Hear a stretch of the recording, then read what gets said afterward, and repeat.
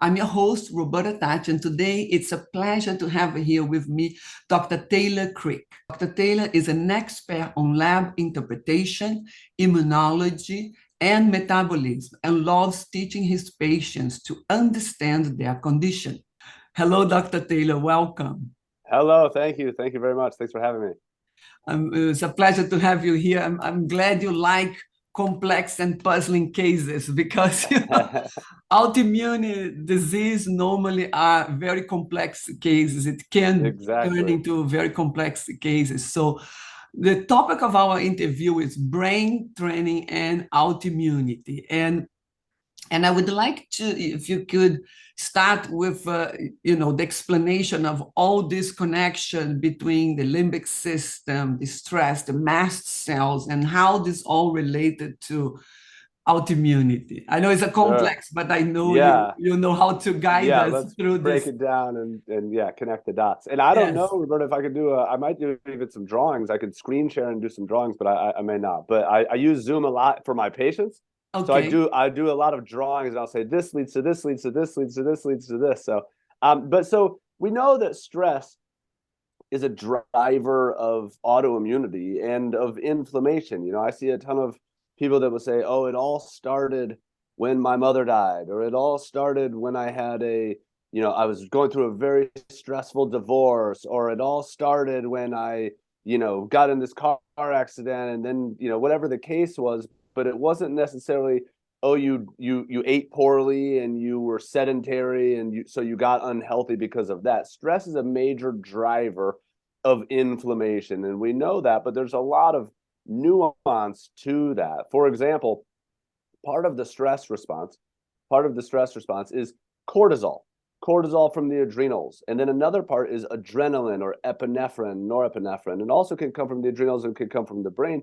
But over time, under chronic stress, cortisol receptors can get burned out. And cortisol is anti-inflammatory and adrenaline is pro-inflammatory. So over time, as those cortisol receptors get burned out, this stress response becomes more and more inflammatory. But when your body perceives a stress, let's say you are hiking in the woods and you run into a bear.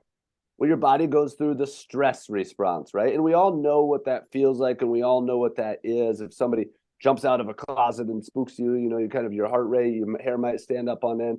But and when that happens too, that's fight or flight. And most people are familiar with those terms, the fight or flight nervous system. And that's the sympathetic nervous system. So that's kind of like the gas pedal, the gas pedal of, hey, we got to run away from this bear. Let's get ready to either fight a bear. If you're dumb, you fight a bear, or if you're smart, you run for the bear, you flight.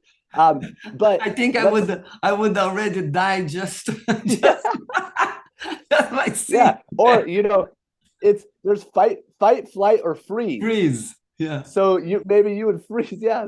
So I think I would take off running. But we all know that response. It's fight or flight. Now that makes sense if you encounter a bear in the woods. But what happens in today's society is, we wake up and we're late we miss our alarm clock, and then we're rushed getting out the door, and then we're driving traffic to get to work, and then we don't like our boss, and then we get home and we've got a stack of bills, and the stress response is just all the time. And Or, over or, or time, the that boss can be a bear, we never know. yes, you want to Right. run, you want to flight, or freeze. But Yeah. we get this chronic stress response all the time. And so over time, you're just pushing the gas pedal, and it eventually leads to inflammation. Now, that's a fairly simplistic explanation, but that's the gas pedal, the sympathetic nervous system.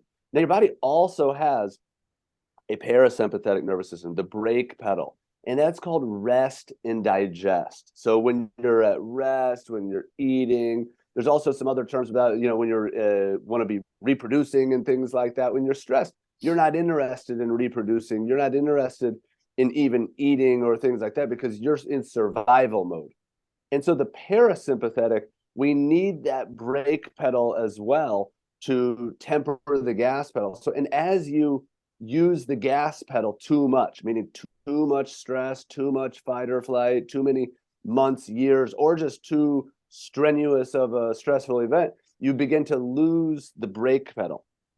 And the brake pedal, the parasympathetic nervous system, the largest nerve of the parasympathetic nervous system is the vagus nerve. And the vagus nerve controls many things that are important for autoimmunity, including the gut-brain connection. So we know that for autoimmunity, that foods are important. In fact, I have these textbooks behind me from Dr.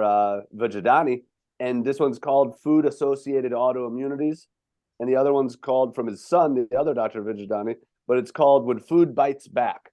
And so we know that food is a factor, but why has food become a factor for somebody? Maybe their gut has become dysfunctional. Maybe their gut has become leaky. Maybe their gallbladder or liver doesn't work, or they're constipated or inflamed. So the vagus nerve controls and regulates that. The vagus also controls the diaphragm and deep breathing, and that's one of the ways to activate it. But the other thing that people don't maybe realize about the vagus nerve is that it regulates inflammation. It helps regulate inflammation through something called the cholinergic anti-inflammatory pathway. So that's the vagus nerve. What that means, all these are big words, but the vagus nerve is controlled by a neurotransmitter called acetylcholine. So it's cholinergic, and when you stimulate the vagus nerve, or when the vagus nerve is active, or it's just in normal usage, the cholinergic anti-inflammatory pathway is turned on, and that is in the spleen.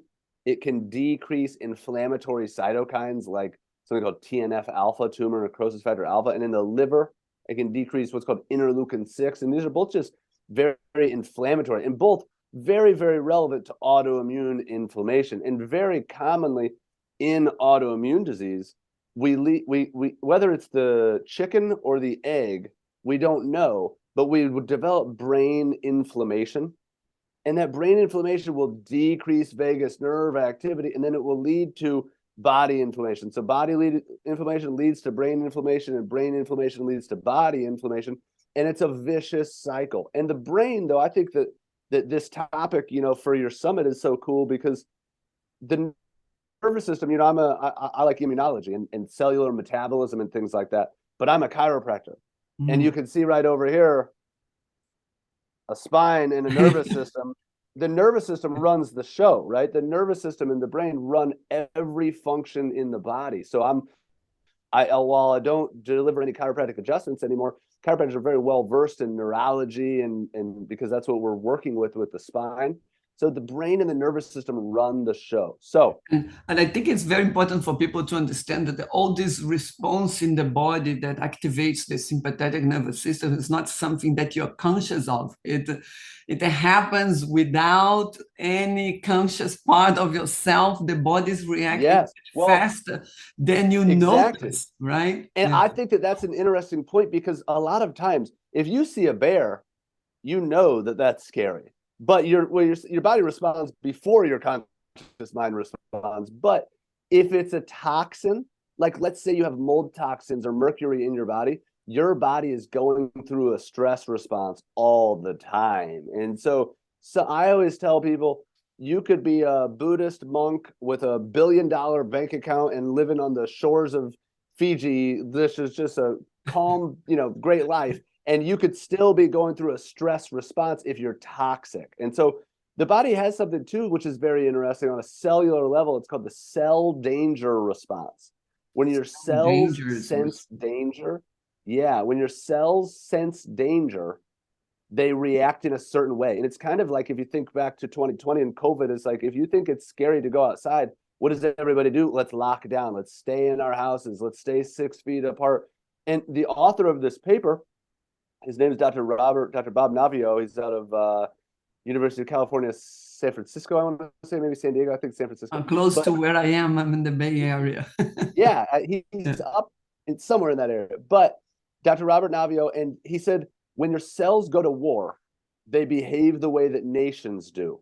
They harden their borders and don't trust their neighbors. So on a cellular level, our bodies have whatever 35 trillion cells.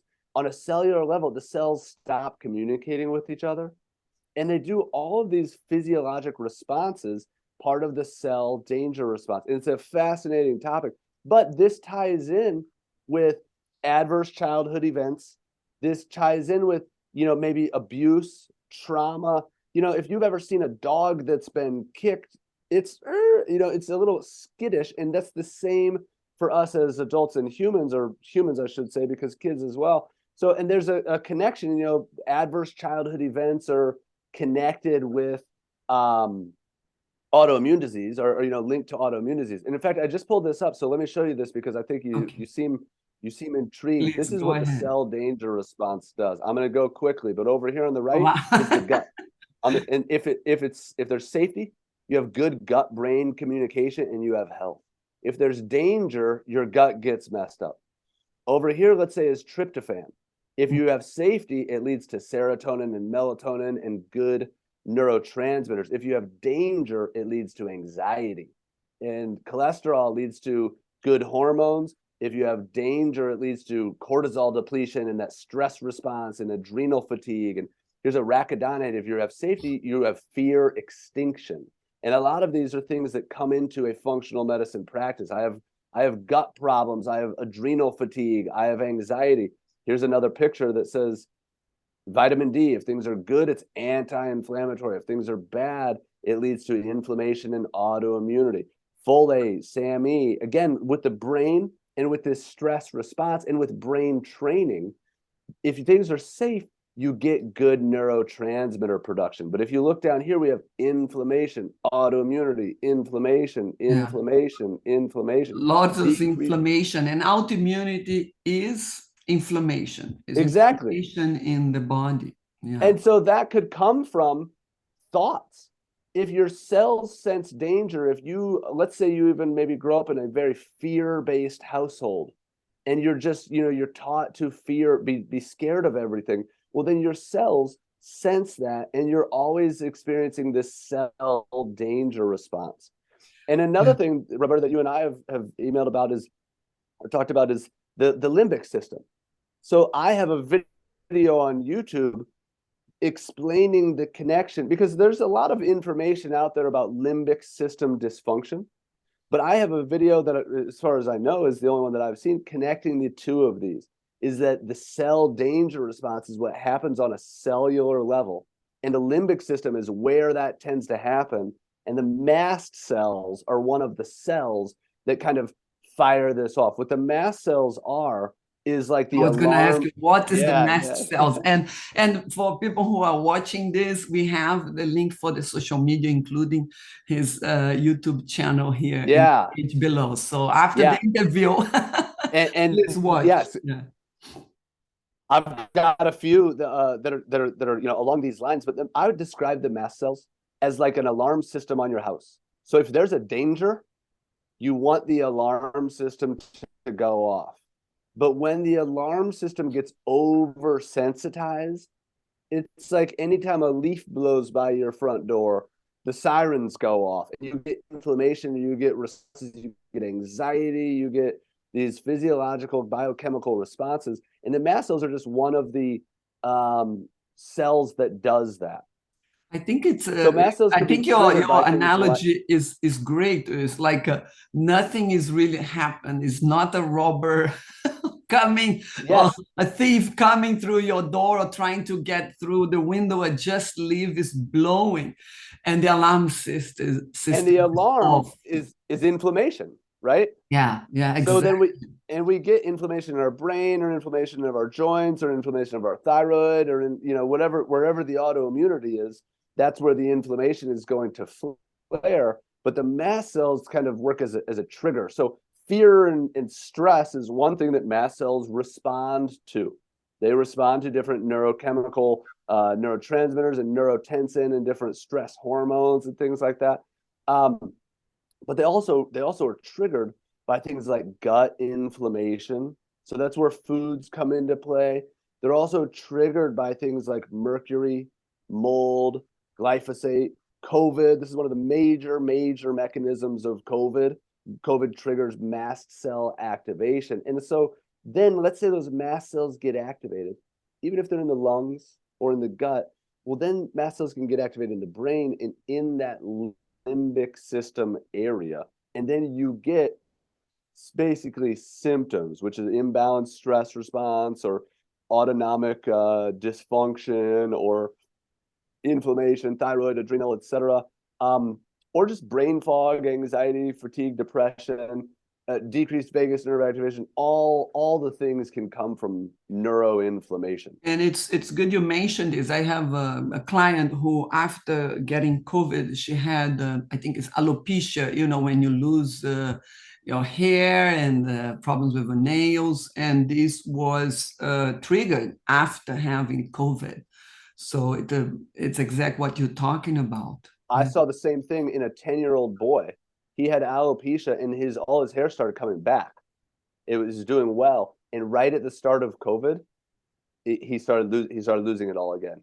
And nothing really changed in his lifestyle, just the fear around him. He didn't get COVID. It was just the fear and the lockdowns and the hype and hysteria, and that causes autoimmunity to flare. I've also heard a story that's very interesting of somebody with an autoimmune skin condition. This is not from my practice, so I'm sharing it secondhand. This is from a mentor of mine, Dr. Sam Yannick, who's a genius in immunology. But he had a patient, I believe it was his patient, but she had an autoimmune skin condition and it was going away. It went away. It was doing really well. And she was doing vagus nerve stimulation. You could stimulate the vagus nerve via the ear. And she was doing vagus nerve stimulation. That was one of the things that helped it go away. And she was really happy with where she was at. Then she went through a divorce and her skin condition came back. And so she started doing vagus nerve stimulation 3 times a day, 15 minutes, and it started going away again. So sometimes if we can get this immune response under control when it flares, we can get it, we can right the ship before it's too late. Sometimes there can be irreversible damage. And so sometimes it is too late, but it's never too late to heal the body and the brain. But I'm just saying with some certain tissues. Yeah. I think even if it's too late, let's say that is damaging the tissues that were inflamed, it's I think still very good to do something about, otherwise the situation will deteriorate even more. Exactly. It's very common to see people with autoimmune who also develop another autoimmune. That's exactly what I was just going to say too, because I had a patient text me. So this is a boy, he's 21 years old, and he got COVID. He's not vaccinated. He got COVID, and he got type 1 diabetes. And they thought maybe type 1, type 2, he's young, he's active, he's fit. Is like, how did you get diabetes? But he got diabetes. And that means that autoimmunity, if it's type 1, is damaging his pancreas and the insulin secreting cells of his pancreas. And so we put him on some supplements for his pancreas, and we did food sensitivity testing. We did all these things. His blood sugar started coming down. When I first spoke to him, his blood sugars were in the 600s. I said, I can't help you. You need to go to your doctor. This is beyond my scope. And then he went to his doctor and then started working with me. We got his blood sugar down. Then he got sick and his blood sugar started going back up. So he's messaging me over the weekend, and I told him some things to take. And he said, that stuff is working. My blood sugars are coming back down. So that's what I meant too, is that for the pancreas is a good example of if he's one small flare away from his pancreas being permanently damaged to where he needs insulin for the rest of his life. But that doesn't mean that he needs to stop working on his mindset and his gut health. And because you're exactly right, the autoimmunity is a process that will likely be occurring in other tissues as well. Oftentimes somebody might come to me with rheumatoid arthritis and they leave with Hashimoto's because they have both of them. That's also good to know, especially, linking back to the brain. It's very, very common to have brain autoimmunity, and it's hard to detect, and a lot of people don't know that that's even a thing. But it's common with. Can you talk a little bit about that? I could talk a lot of it, but yes. I know about MS because I have some clients who have MS. So, but I think you're talking more than that. Yes. So please let us know. MS is the most well-known autoimmune disease of the brain. Parkinson's is autoimmune. Alzheimer's we now know is autoimmune in many ways, but there's also autoimmune. Autoimmune means your immune system is attacking certain tissues. And sometimes there's a diagnosable disease like MS, but sometimes it's just attacking like dopamine receptors, or it's attacking certain areas of the brain, or it's attacking the synapses. I found someone the other day who has long COVID. I see a lot of long COVID patients, and she had all 5 of the neurological antibodies that we detected. So against her cerebellum, which is a major seat of anxiety. Cerebellum is also very common in autoimmunity. They say that Dr. Hashimoto, the thyroid, if Dr. Hashimoto had discovered it in the cerebellum, it'd be called Hashimoto's cerebellar disease, but he discovered it in the thyroid first. But cerebellum, the synapses, the myelin, like MS. So autoimmunity can attack different parts of the brain and drive these imbalances and inflammation and, you know, slow connections and things like that. So yeah, that's autoimmunity in the brain. That's as short as I can keep it. That's very good. This is very good. And I think, but it is a concern for people with RA or Hashimoto's or anything else. I'm sorry, what were you saying? Yeah, no, I think that's very important because, you know, I think most of us do not have a clear picture of these conditions of stress, and also how everything affects everything. And you know, the medicine was going, and still is, the traditional medicine is seeing a part of the body instead of seeing the whole, and how one thing influences the other. I keep saying there is no physical, emotional, mental, is all one thing, is yourself. Yes. So, and I think that even with what you do, as part of training their brain, and even some things like as simple as a gratitude practice, that's training the brain, or affirmations, that's training the brain. And your subconscious mind doesn't know truth from false. So if you tell it you are strong, you are powerful, you are abundant, you are all the things, it will become that. And so there's a lot of different ways to train the brain. Now, if we want to train the sympathetic and parasympathetic nervous system, maybe it's through a mechanism like meditation. Or if we want to train, you know, if you want to train the muscles, then you're going to exercise. If you want to train the brain, you can do certain exercises in that way. Or maybe it's training the brain to calm down, or trying to train. Even I have a counselor in my office who specializes in anxiety, and she specializes in exposure therapy and exposing people to some of their anxiety driving things, and talking them through that. And yes, exactly, their triggers. So I think that that's very, very important, even in our context of our topic of brain training. Yes, yes, yes. And it's important to be a bit aware, and that's why I'm so happy for your presence here. And thank you so much for explaining so much in such a short period of time. It's really great. And I would like to talk about your free gift for the audience. If you can tell us, the link is below. The audience can just click the link below to get there, and if you can talk a little bit about that, I would appreciate. Yeah. So I discovered this through a mentor of mine, and then made a video about it on YouTube, which I like to do. I like to educate on these connections and things like that. And this video went fairly viral for my videos. I think it now has maybe 60,000 views, and we've sold these TENS devices all over the country. So I learned this from my mentor, but you can stimulate the vagus nerve. The only place that the vagus nerve travels on the outside of the body is the external ear, and only a part of the external ear. And so by 90% of the vagus innervation is sensory. So 90% of it goes to the brain, 10% of it comes from the brain. But a lot of it is signals going to the brain saying, how's my gut? How's my liver? How's my spleen? How's my gallbladder? How's my environment? Now you could stimulate the vagus with a TENS device. In fact, I just have the ear clips. If you can show us. I don't have the device, but I have the ear clips. Yeah, this is good. That's the most important part, probably, because the TENS device just looks like, you know, a phone or something. But this clips on your ear, and you set the frequency to where you can feel it, but it doesn't hurt, and it stimulates the vagus nerve. And there are studies that show and in fact, I'll show you one if you don't mind, but that show what that does. And this is a good one for our conversation, that this is the study that uses the same settings and the same frequencies that we use. It's in the journal Brain Stimulation. And you see the title here, it says non-invasive vagus nerve stimulation in healthy humans reduces sympathetic nerve activity. So for people who don't remember the sympathetic nerve is like a stress, so it's going to reduce your stress response. And they did, you know, there's other studies that show that what that led to was improved sleep or improved heart rate variability or improve quality of life, through surveys and things that aren't quite as objective. But there's different studies and there's quite a bit of literature now showing this. And then I would say too, from an anecdotal standpoint, because I made this video and we've sold so many of them now, I hear stories all the time that are just amazing. Like I have a video on my YouTube channel of a nurse at the beginning of COVID. It was very stressful being a nurse, being in the hospital and, COVID. And he said, this has been life-changing. And he even had a few other nurses in the break room doing vagus nerve stimulation. And they came in and bought TENS devices.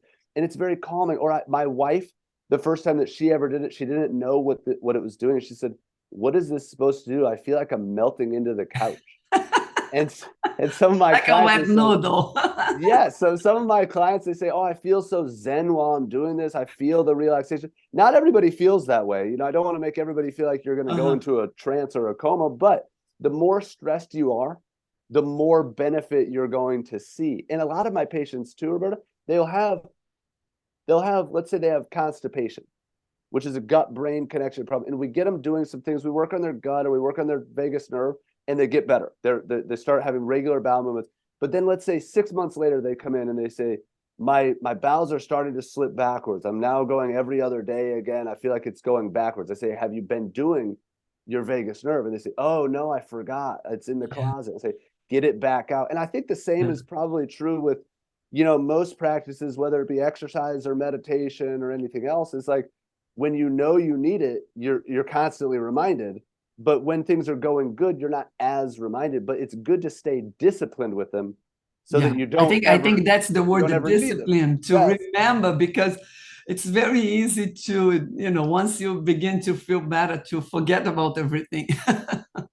Yes. That's There's actually there's a verse in the Bible that I always have memorized. It said, "No discipline is pleasant, yet painful, but those who are trained by it." What does it say? Those who are trained by it will produce a harvest of righteousness. So it's very just a cool quote that I always remembered about discipline from Romans.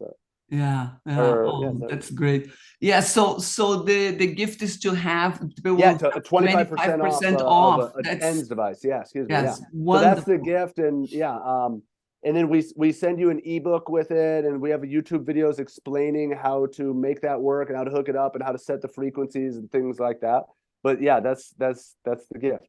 Oh, wonderful. Oh, wonderful. I really, really appreciate, and I'm sure a lot of people here will also benefit from that. And I think nowadays, after the pandemic, I don't even know if I say after, we are still in this pandemic. I think it's to have something to help you just reduce the stress response in the body is just super beneficial. And I think more and more people are becoming aware of it, which is also important.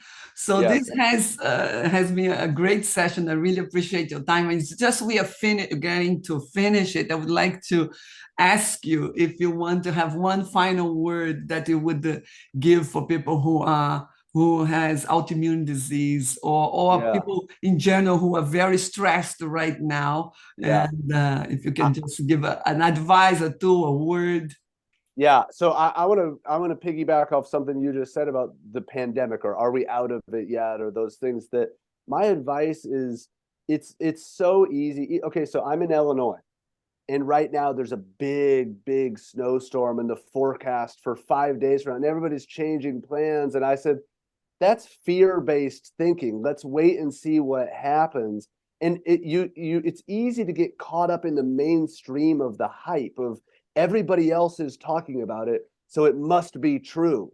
And that's how true. And it's contagious. It's almost like it is fear is contagious. Exactly. The hype and the hysteria is contagious, and it is really hard to not get sucked into that. It's human nature to get sucked into that. Well, everybody else is doing it. That's what the mainstream is. There's swimmers and floaters, and the floaters float down the mainstream. But just even with COVID, I deal with a lot of long COVID patients. I think COVID is very scary and very serious, but I'm not staying inside my house for it. That's no way to live life. And you need to still be human. It's still important to have I love interpersonal that. communication. Still be human. Yes, you still need to look people in the eyes. You still need to see their mouth when they're talking. You still need to give them hugs. You still need to socialize with friends and have a tribe and have community. And it can't be done over Zoom. It just can't be done over Zoom. That's not what humans do. So it helps, but you need to still be human and don't get sucked up into the fear, whether it be COVID or the next financial meltdown or the next forecast or the next this, that, or the other. Half the time, those fears are the news and the media capitalize on those because fear sells. Yeah. So half of those. That's why I don't watch the news. Exactly. I never know what's going on. I will know the big things because it comes to you anyway. Exactly. It's hard to miss. I'm always very aware of what's going on in the world for not ever watching the news. It's hard to miss. Yeah, exactly. So yeah, that's my last piece of advice, even for autoimmune and for somebody who's an immunology expert, a gut expert, a supplement expert. I think that's kind of outside of the box, and I think it's the most important thing. So I respect your summit, and I appreciate you having me on because, again, people come in, if they can have the perfect diet, the perfect exercise, and doing all these things right, and if they have bad thinking and bad brain, and not just from dangers like toxins or things like that, but just from thought processes, that is plastic, and you can change that, and it affects everything. Yeah. Oh, thank you so much. Thank you so much. Thank you.